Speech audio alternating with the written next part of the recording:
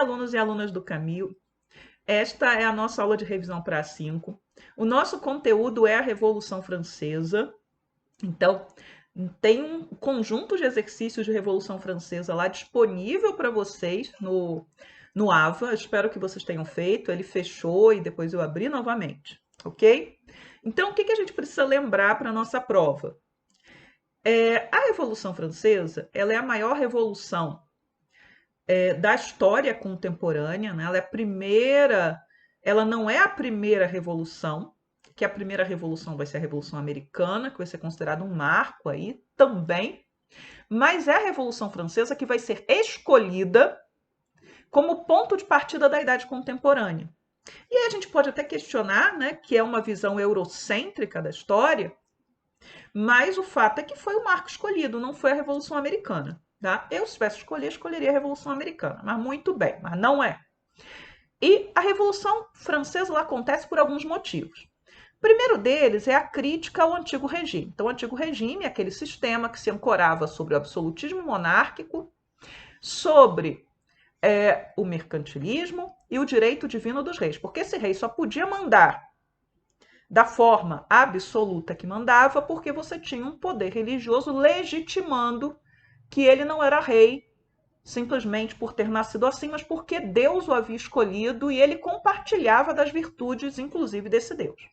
Quais são as marcas? Né? Uma das marcas do absolutismo é exatamente a existência de uma sociedade onde o lugar onde você nasce determina quem você é. Se você nasce nobre, você está no topo da sociedade. Se você nasce fora da nobreza, você vai ter que ocupar outros espaços. Se você entra para a Igreja Católica, você tem a chance de também estar no topo dessa sociedade. Nos países católicos, obviamente. Mas todo o resto, o povo vai constituir uma massa que não vai ter acesso aos melhores cargos, aos melhores postos. Então, o que nós temos às vésperas da Revolução Francesa? Nós temos a burguesia, seja ela a alta burguesia, que era muito rica, que no caso da França podia às vezes comprar títulos de nobreza, mas sempre seria identificado aquele nobre como alguém que comprou um espaço na nobreza. A baixa ou a média burguesia, eles queriam participar mais do governo. E o século XVIII vai ser marcado por uma resistência cada vez maior da nobreza em permitir que os burgueses participem do controle do Estado. Tá? Porque a Revolução Francesa ela acontece no centro maior do absolutismo. Então, pensem que a gente está falando de França.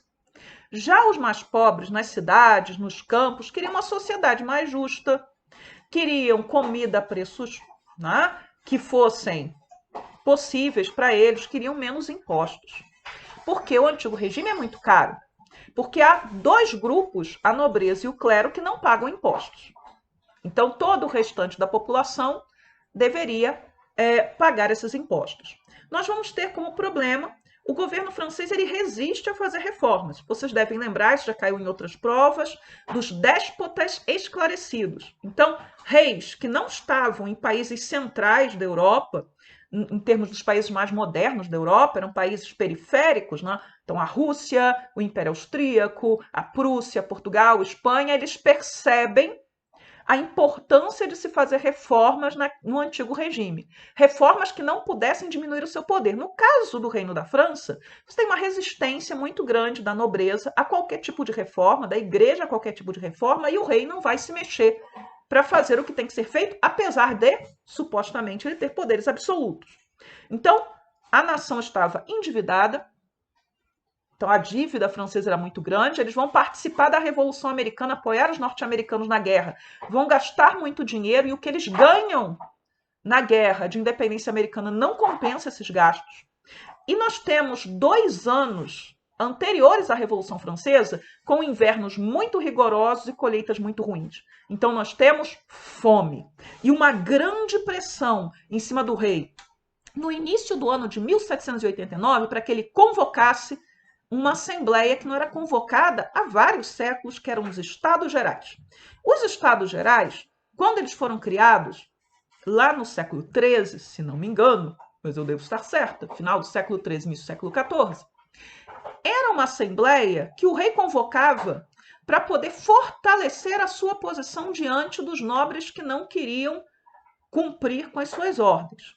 No momento em que os Estados Gerais são convocados no século XVIII pelo rei Luís XVI, a situação já é diferente. O rei está acuado e ele convoca os Estados Gerais exatamente porque ele não tem como recusar.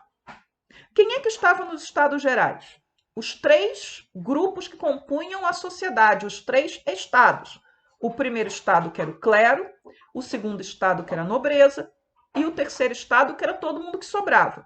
Para ser deputado nos Estados Gerais, você não precisava pertencer ao grupo que você estava representando. Então, havia nobres que não estavam nos Estados Gerais como representantes da nobreza, mas no terceiro estado.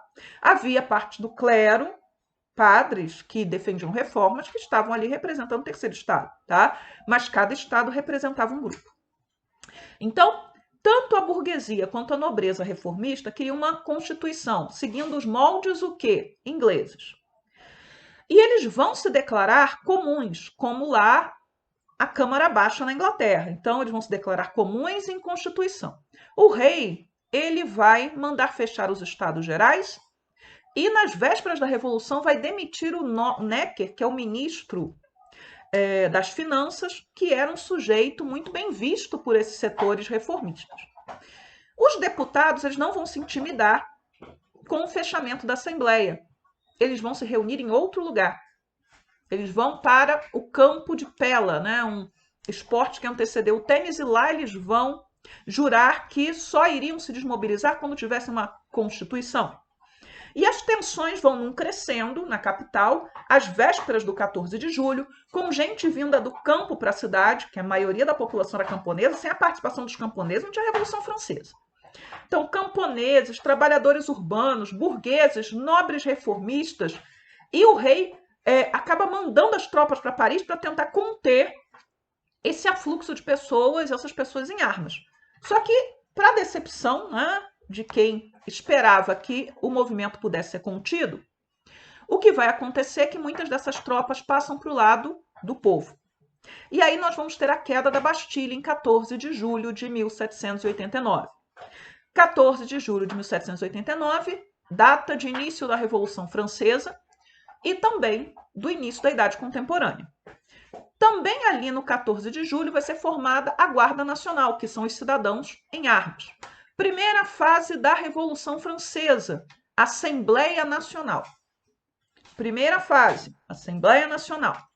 Todos os direitos feudais serão abolidos, os privilégios da Igreja também, e vai ficar estabelecido que todos os homens são iguais diante da lei. Declaração dos Direitos do Homem e do Cidadão. Então, o primeiro passo aí em reconhecer a igualdade jurídica de todos os homens, estão falando de homens do sexo masculino, que fique claro. E é também um primeiro passo naquilo que a gente vai chamar futuramente, no século XX, de direitos humanos. Então, as fases aí da Revolução Francesa. A primeira fase é a Assembleia Nacional e Monarquia Constitucional. Depois nós temos a Convenção Nacional, que é a Primeira República. E a Convenção Nacional, lembrem que eu conversei com vocês nas aulas do Camil, que normalmente nas provas das PSECs, quando cai convenção em questão, eles sempre estão falando dos jacobinos. Mas os jacobinos não eram os únicos presentes no governo da convenção. Depois nós temos o diretório. E aí entramos na fase com Napoleão, consulado e império.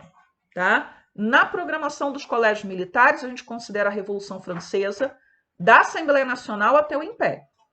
Há livros, há concursos que vão separar Revolução Francesa, então que vai da Assembleia Nacional ao diretório, e depois era napoleônica, ok?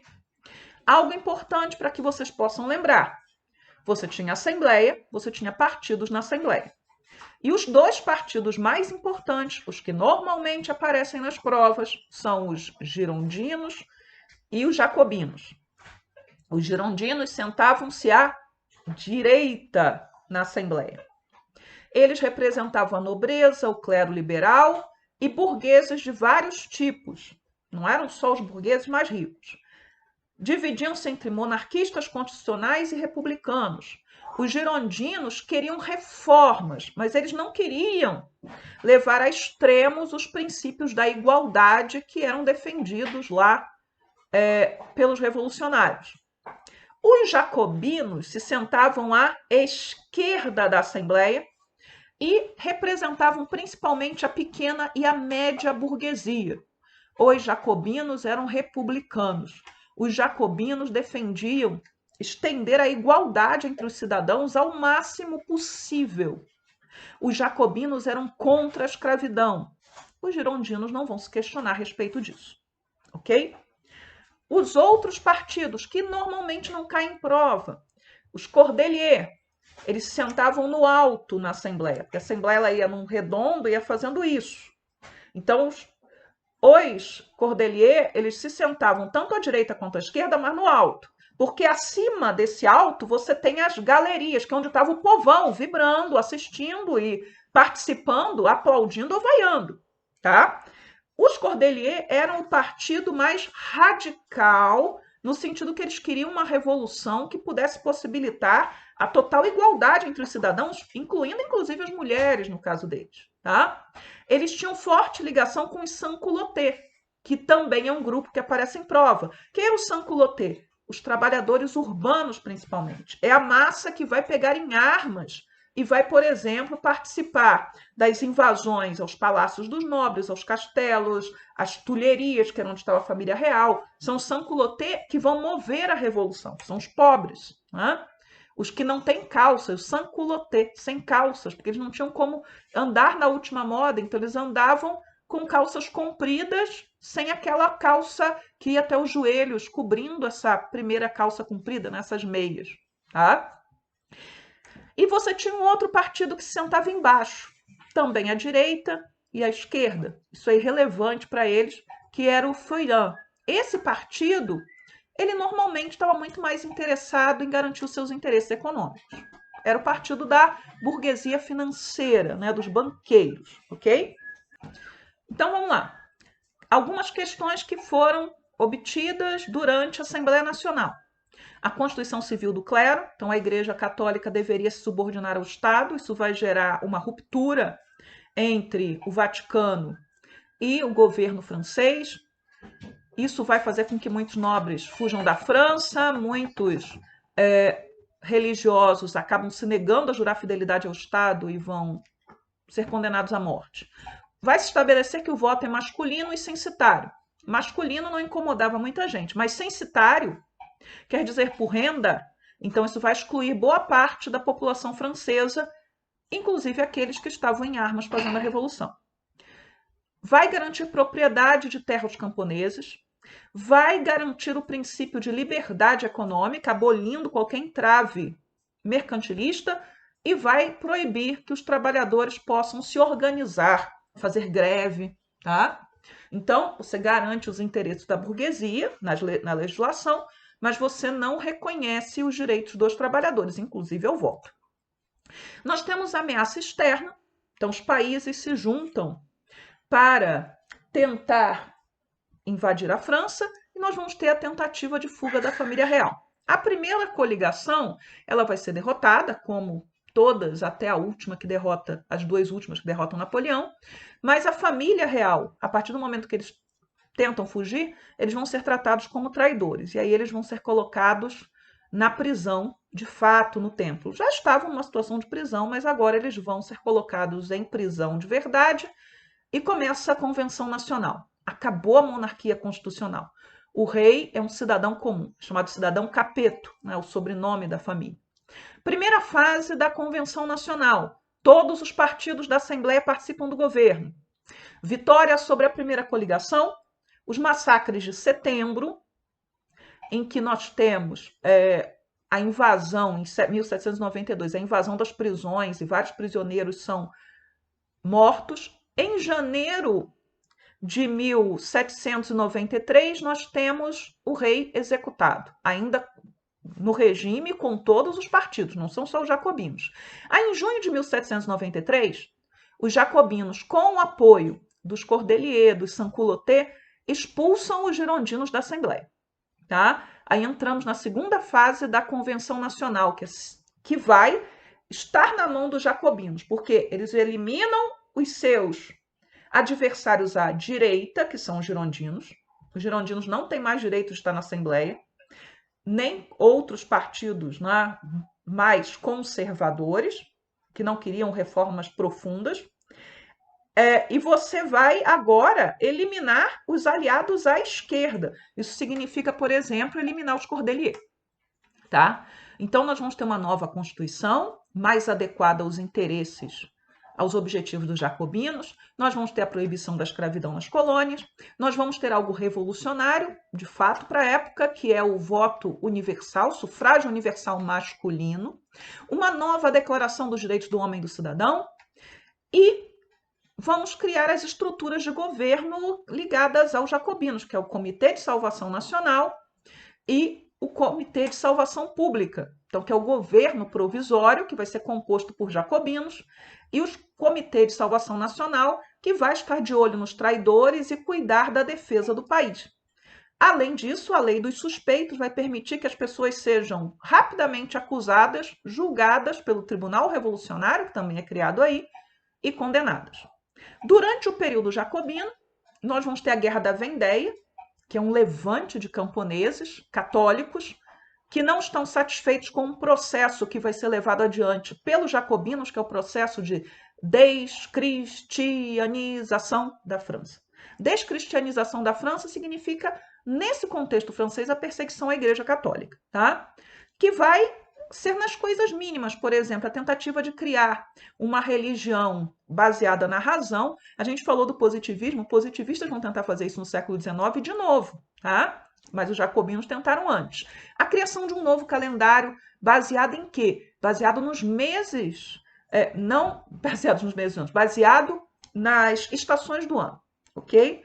Daí e das características das estações do ano na França, né? O brumário, que é o mês de novembro, basicamente novembro, que é um mês que tem muitas brumas, que tem muito nevoeiro, por exemplo, Thermidor e Messidor, que é o mês das colheitas e por aí vai. Também durante o período dos jacobinos, nós vamos ter a instituição do ensino público gratuito, que é uma forma, né, de possibilitar que todos os cidadãos tenham direito à educação, mas também que os valores vistos como patrióticos possam ser plantados no coração dos jovens. Nós vamos ter a lei do máximo, estabelecendo preços, né, para os produtos de primeira necessidade, porque a inflação era um dos grandes problemas da França nesse momento, e a reforma agrária, que é algo de agrado dos camponeses. A maioria dos franceses são camponeses. Bem, com os jacobinos se isolando do poder, atacando seus inimigos e seus aliados, né? Então, o poder na mão do Robespierre, principalmente, né, como o elemento central do regime. E aí nós teremos o quê? Nós teremos um contragolpe. Esse contragolpe ele vai ser dado pelos girondinos, apoiados por vários grupos que estavam insatisfeitos, seja com a inflação, seja com a forma como os jacobinos estavam governando, impedindo que outros pudessem participar do poder. Mesmo a população mais simples estava cansada da guilhotina, então aquele fervor inicial, vamos eliminar a nobreza, aqueles que são nossos inimigos, mata o rei, porque o rei é responsável pelo regime, mata a rainha, né, que era considerada uma criatura detestável, isso tudo plantado pela propaganda revolucionária. Agora a situação se torna um tanto insustentável. E aí os girondinos voltam ao poder. Então nós temos a terceira fase da Convenção Nacional, que começa em julho de 1794. Só recordando que eu falei disso nas aulas do Camil. Para a prova da SpaceX, muitas vezes, nas questões que eu consegui mapear, quando aparece esse retorno ao poder dos girondinos, normalmente já está associado, eles já vão usar o termo diretório, mas o diretório só começa em 1795. Essa retomada de poder dos girondinos se chama reação termidoriana, ok? E os jacobinos vão ser excluídos do poder, passam a ser perseguidos, assim como os sans-culottes. Então, os girondinos, eles agora têm o poder, eles vão estabelecer o diretório. O diretório vai ser a última das fases dessa primeira parte da Revolução Francesa e vai buscar algumas questões, né? Como reverter as reformas feitas no período jacobino. Eles não vão abolir a escravidão, eles não vão tomar a terra dos camponeses, porque mexer com os camponeses é um problema, e a questão da escravidão era, dentro de muitos grupos ligados à Revolução, um consenso de que a escravidão não era algo racional, não era algo adequado a um Estado justo. Mas muito bem, vamos lá. Nova Constituição, retorno do voto censitário, que é uma das formas de excluir a população mais pobre da participação política, revalidação dos títulos de propriedade da terra dos camponeses. Então, os jacobinos fizeram a reforma agrária, os girondinos, no diretório, sabem que é importante garantir o apoio dos camponeses. Então, mantém o que estava. Nós teremos uma nova moeda, que é o franco, numa tentativa de substituir os assinantes, que eram títulos, né, de valor, ligados principalmente a bens materiais, como a terra, como ouro, etc., e que não tinham funcionado muito bem. Tem um texto sobre isso lá na BNCC, se vocês forem procurar, um textinho falando exatamente dos assinantes. Mas, de qualquer maneira, isso não está na prova. Quem é que governa durante o diretório? Nós vamos ter duas assembleias, o Conselho dos 500 e o Conselho dos Anciãos.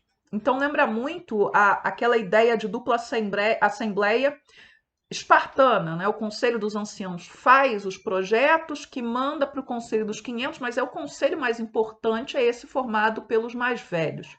E nós temos o diretório, que é formado por 5 membros. Um dos acontecimentos importantes do diretório, que vai ser a tentativa, né, de derrubada desse governo, é a Conspiração dos Iguais, de 1796.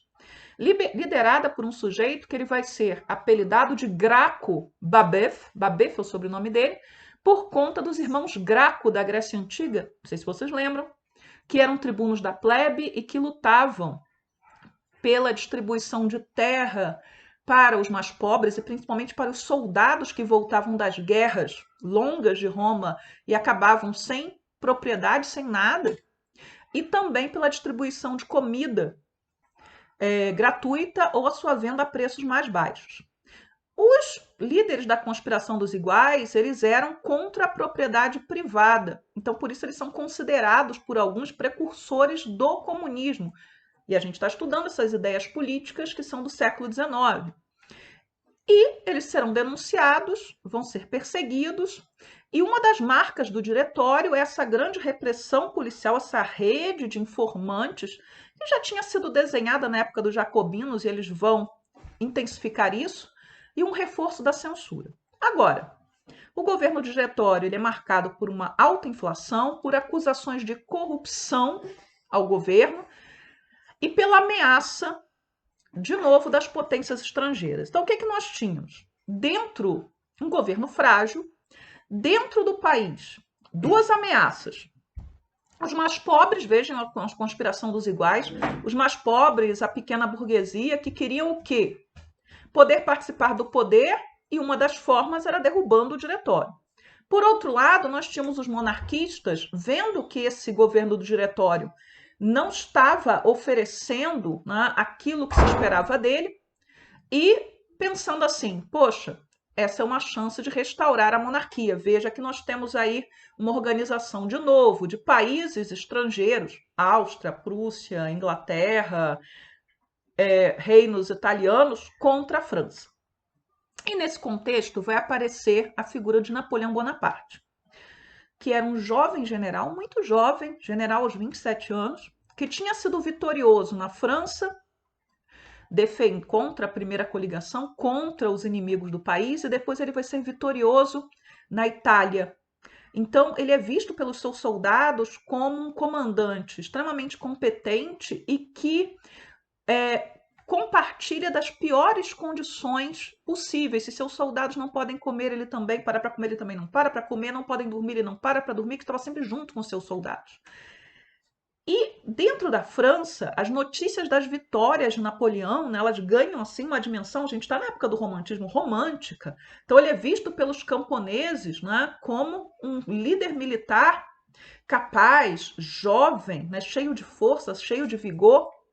E Napoleão ele vai conhecer uma mulher que é uma viúva da guilhotina, a Josephine.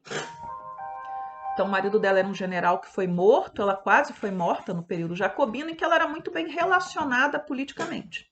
E é através da Josephine que o Napoleão, que não era nem nascido na França, né, que para muitos ele era considerado um estrangeiro, que Napoleão ele vai conseguir acesso aos políticos de alto escalão, que ele vai conseguir a atenção dos banqueiros, que são aqueles indivíduos que vão bancar a tomada de poder por parte de Napoleão no golpe do 18 de Brumário.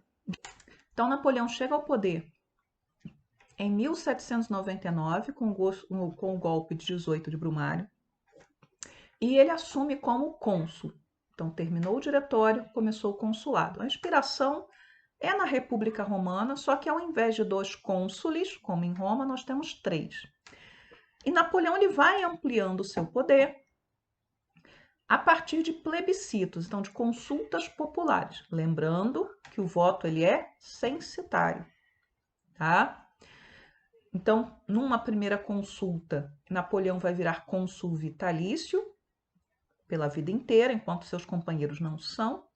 E numa consulta posterior, ele vai instituir o império. Napoleão ele é lembrado pelas suas grandes batalhas, pela sua competência militar, e ele é um dos grandes generais da história. Mas ele deve ser pensado para a gente aqui, dentro das nossas aulas, como um indivíduo que vai possibilitar a consolidação do Estado burguês na França, criando estruturas sólidas e duradouras que vão sustentar esse Estado. Então, é o amadurecimento dos ideais da Revolução Francesa. De todos os ideais, não, mas daqueles que estariam dentro desse escopo do Estado liberal burguês. E pela internacionalização dos ideais da Revolução Francesa, a partir do momento que, se até Napoleão a guerra ela estava dentro do território francês, a França estava sendo atacada, com Napoleão a França vai o quê? Atacar os seus vizinhos. Alguns vão dizer, isso é uma medida defensiva. No início até poderia ser, mas ações de Napoleão como a invasão da Península Ibérica e a invasão da Rússia não são ações defensivas, tem que ser vistas de outra forma. De qualquer maneira, a gente tem que lembrar da que Napoleão faz de importante aí durante o consulado, que é o período das grandes realizações, né, por assim dizer. Primeira coisa, vai chegar a um acordo com a Igreja Católica. Então, a religião católica é a da maioria dos franceses, então as relações com a Igreja Católica devem ser regularizadas. Lembrando que a Igreja Católica tinha sofrido perseguição muito grande durante as primeiras fases da Revolução Francesa, porque ela era vista como um dos pilares do antigo regime. Com Napoleão, o catolicismo é reconhecido como religião da maioria dos franceses, o Estado é laico, mas a Igreja pode existir, desde que se submeta às leis do Estado. Isso agrada o Papa? Não agrada tanto, mas o Papa não tem condição de resistir nesse momento, inclusive dentro da própria Itália, tá? Ele vai fazer uma reforma educacional, então instituindo aquilo que os jacobinos tinham rascunhado, uma educação pública e gratuita em língua francesa. É uma das formas de você construir um Estado-nação, ter uma educação pública sólida na língua nacional. Isso é uma visão do século XIX. Nós vamos ter, né, com Napoleão, a criação do Banco da França, que existe até hoje, da escola normal, que vai formar os professores desse novo modelo de educação, que existe até hoje. Ele vai mandar, né, ele não vai fazer de próprio punho, se criar o Código Civil. O novo Código Civil francês, ele se inspira no direito romano, ele agrega características novas, porque, por exemplo, ele proíbe as organizações de trabalhadores, proíbe as greves, por exemplo, isso é do interesse da burguesia, né? Industrial, financeira, enfim. Aí você pergunta, tem indústria na França? Tinha muito pouquinho até então, mas Napoleão vai criar a Sociedade do Fomento da Indústria, que é importante para tentar dar esse impulso à industrialização francesa. Então, modelo diferente do modelo inglês. Quem vai investir capitais, principalmente na infraestrutura, melhores estradas, melhores portos e posteriormente ferrovias, etc., será o Estado. Então, o Estado vai puxar a industrialização, no caso da França, com dinheiro seu, ok? Voltando ao Código Civil, o Código Civil, que é o Código Napoleônico, ele vai ser exportado para outros países. Inclusive, o nosso direito se inspira no Código Napoleônico, tá? Em 1804, depois de um plebiscito, Napoleão vai ser declarado imperador. O Império extingue a República? Oficialmente não, vai funcionar igualzinho funcionava no Império Romano. A ideia é a mesma, imitar os romanos. Então, Napoleão vai ter uma coroação, ele chama o Papa acha que vai coroar Napoleão, e quando o Papa levanta a coroa, Napoleão tira a coroa das mãos do Papa e se coroa a si mesmo, porque ele era imperador pelos seus próprios esforços. E aí Napoleão vai vencendo seus inimigos externos, vai expandindo o território francês, obriga a dissolução do Império, do Sacro Império Romano Germânico, então vira Império Austríaco e parte dele a Confederação do Reno, independente, estados alemães. Não agrada a Prússia, porque a Prússia estava neutra exatamente porque tinha interesse em pegar pedaços do Império Austro-Húngaro, Império Austro-Húngaro não, do Sacro Império Romano Germânico. A França vai tentar aí, com Napoleão, quebrar a economia inglesa, o bloqueio continental.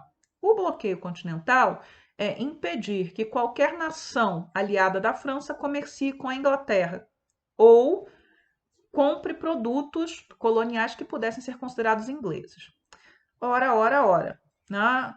Nenhuma dessas nações europeias tinha autonomia industrial e dependia dos ingleses para uma série de coisas. A marinha inglesa era mais poderosa do que a marinha francesa em muito.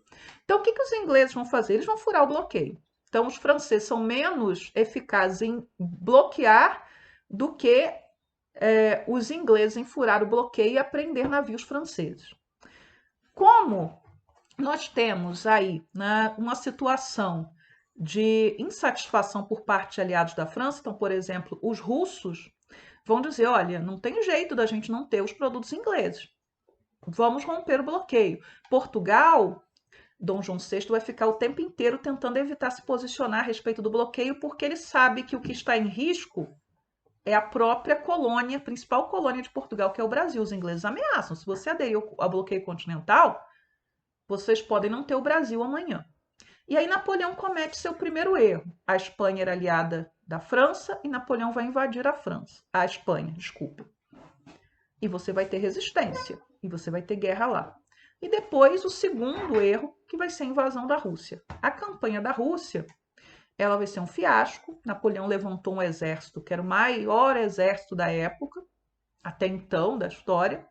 Aí alguém fala, mas e o exército que os persas usaram para invadir a Grécia durante a Segunda Guerra do Peloponeso? Aqueles números são exagerados, ok? Não tinha logística para um exército de mais de 1 milhão de homens na Antiguidade Clássica, não. Aquilo é um exagero. Mas muito bem, Napoleão não é derrotado na Rússia, mas perde boa parte do seu exército. Como você tem o serviço militar obrigatório na França, instituído pela Revolução Francesa, ele leva principalmente os filhos dos camponeses, não os traz de volta. Isso vai fazer com que ele perca o apoio do grupo social mais importante, em termos numéricos, que são os camponeses. E isso vai abrir brecha para que Napoleão comece a ser questionado dentro de casa e fora. Muitos acreditaram que ele vinha trazendo a liberdade e o que ele trouxe para os países vizinhos, pensem a Península Ibérica ou os estados alemães, foi uma situação de opressão na leitura deles. E Napoleão vai ser derrotado a primeira vez, vai para o seu primeiro exílio na Ilha de Elba, ainda com um reconhecimento, o direito de ter uma corte própria, sendo tratado como imperador. Aí ele foge da Ilha de Elba, volta para a França, temos o governo dos 100 dias, ele é derrotado de novo e aí ele vai para Santa Helena para um exílio que efetivamente, um exílio-prisão, que é muito mais rígido e muito distante da Europa. E entre 1814 e 1815 temos o Congresso de Viena. As potências da Europa se reúnem para poder decidir o futuro do país. Duas questões importantes seria definir as punições para a França, restaurar as monarquias com as fronteiras antes da Revolução Francesa, tá? Então, o princípio da legitimidade. Quem governava antes da Revolução Francesa deve receber o trono de volta. Aliás, esse princípio acabou sendo consolidado pelo próprio representante da França, que vai ser muito, muito, muito competente para garantir o menor dano possível para o seu país. Com o Congresso de Viena, temos uma tentativa de restaurar o absolutismo monárquico, de fazer o relógio da história girar para trás. Já falamos várias vezes que isso não é possível.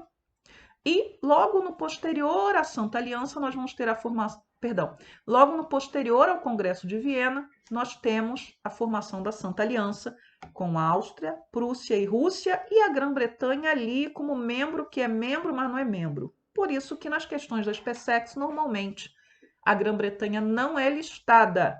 Aparece só Áustria, Prússia e Rússia. Ok? Santa Aliança, porque eles se consideram cristãos.